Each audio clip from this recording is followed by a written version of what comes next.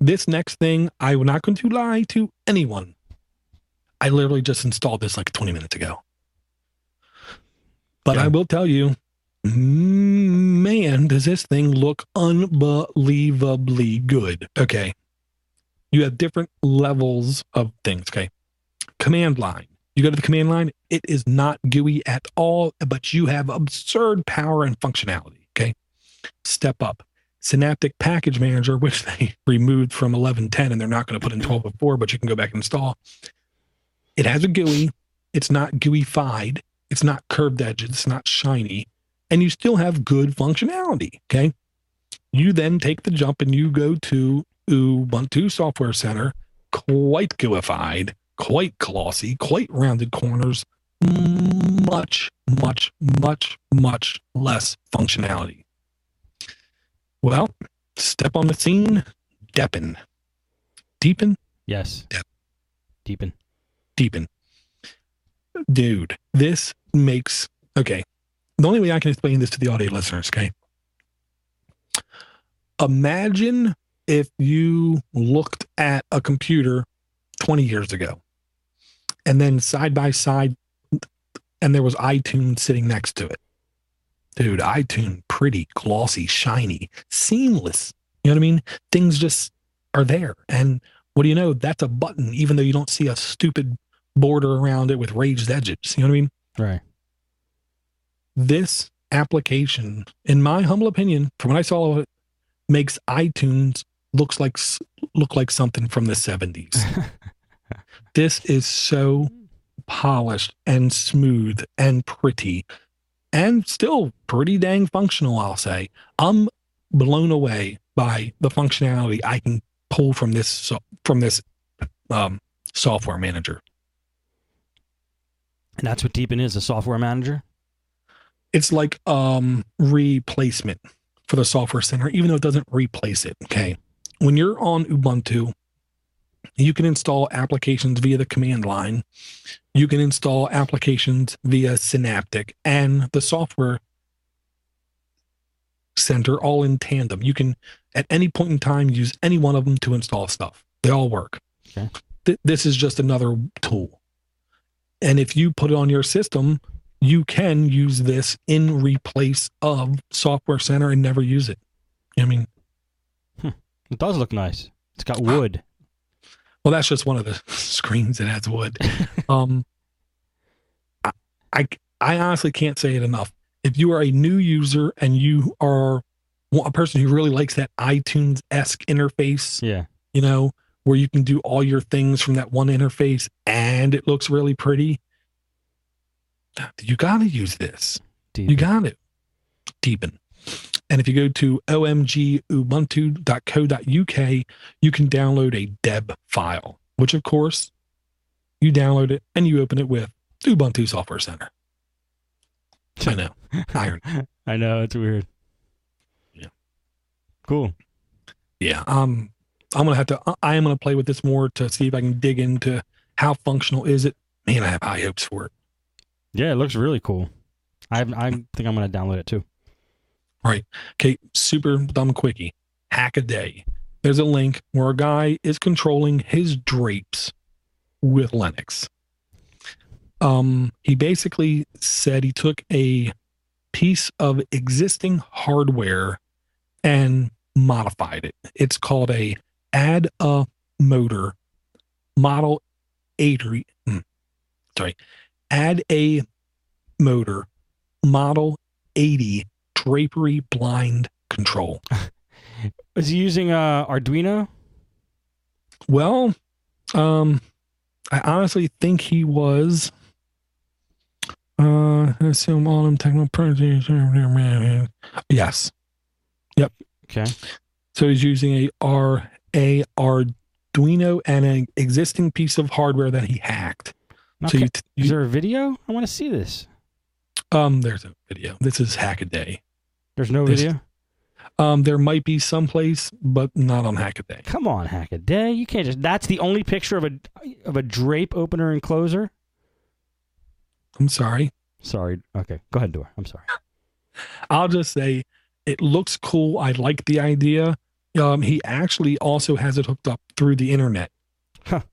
So he can be home and open them up via his devices, or he could be in Uruguay and close his blinds. I love the countries you pick to be in. Yeah. It's either Paraguay or Uruguay today, and it's a crapshoot. This looks pretty cool. I like this geeky stuff.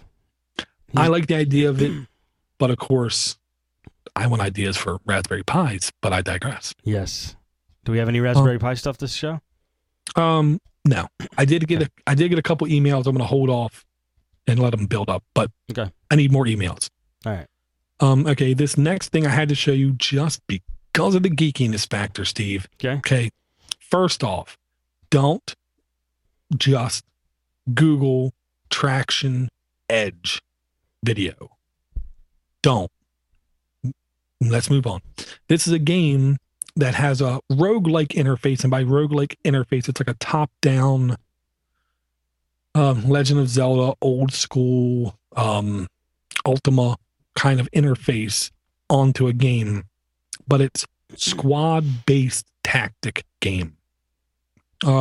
This does look like it's for Linux only, and I'll just say, if you like old school 8-bit-esque gaming, it could be cool. It does look like it's turn based gameplay, 2 to 4 people in a squad, destructible terrain. I do not think it is online multiplayable. What's the catch? It looks like crap. What's the catch? It just caught my eye. That's the only catch. I just thought, if you like that kind of look on a game, which some people do. This isn't even a look. This is Atari style, practically. 2600. It's, well, maybe a little more than that. I just thought it was cool because it was completely left field. Oh yeah, it is definitely left field. And the developer of Traction Edge, I'm sorry, but I mean, like, it just doesn't. The graphics at least don't compare to today's games. But I'm sure it's all about the gameplay. So who knows? Well, and I don't think it has online gameplay, which means if you're, on a really crappy computer on the road kind of thing, anywhere you could play this. I think on any computer ever made, you could play this. I think a Commodore 64 will run this game with plenty of power to spare. I don't know, but I believe it is Linux only. And yes, you do not need 3D effects. That's amazing. This one's going in your Hall of Fame door. Yes, it is. Okay, this next story, I'm not saying this is true, people. Okay. There's this new hacker group, and some people say it's just a new hacker group trying to gain cred. Okay. But a new hacker group hacked into this place, and they reportedly found a leaked memo, and it insinuated that Apple, Nokia, and RIM, amongst others, supply secret backdoors to governments. I'm not saying this is true. What I really want the point of this one to be is, we can't be sure. We cannot be sure. We do not have any access to any RIM source code. We do not have access to a lot of Nokia stuff. We do not have access to any Apple source code. I'll say, even if this is found to be fake, which I don't think it has yet, even if it's found to be completely fake, that still does not mean this is not possible. I can tell you, it's almost impossible that there's a secret backdoor on my computers, because there's over 1,000 kernel programmers that would know it, or that could know it, I'll say. Okay. So another reason, and it's not that I'm a privacy fanatic and I don't want people looking at my stuff kind of attitude. It isn't that at all. It's just, I like to have a little assurance that there's not some perv sitting in some government building that can secretly hit my computer and turn my camera on and watch as I walk by and I fold clothes. You know? I would be kind of flattered, but that's just me. Well, I'll tell them to turn it on tonight then. Okay. I understand what you're saying. It's right. Who knows? Who knows? This is well. That's just it. We will never really know. Right. I don't put it past anybody. I'll tell you that. Yeah, because my name is not Obama. I'm not privy to this kind of thing. Right. Okay. Last quick link. I've had a couple of people in the past ask me about what's a good book. I don't read. I cannot recommend a book because I, sir, do not read. I can't tell them that. I just tell them, this looks good. Now I have what I take it as being a very honest look at books. And it's at Tech Source, but it's actually at juanza.com. And it's close. Yeah, I know. The most highly recommended books about Linux. This isn't, Linus himself saying these are great books. This is just this site saying it. But I can tell you more than a couple books on this list I've heard more than a couple people say are good books. And none of them are, the $80 kind you got to buy. Like, for instance, Linux in a Nutshell, 6A edition. If you look, I'm sure you can find a 5th edition for $15 or so. Right. And it's not going to be that much difference. Right.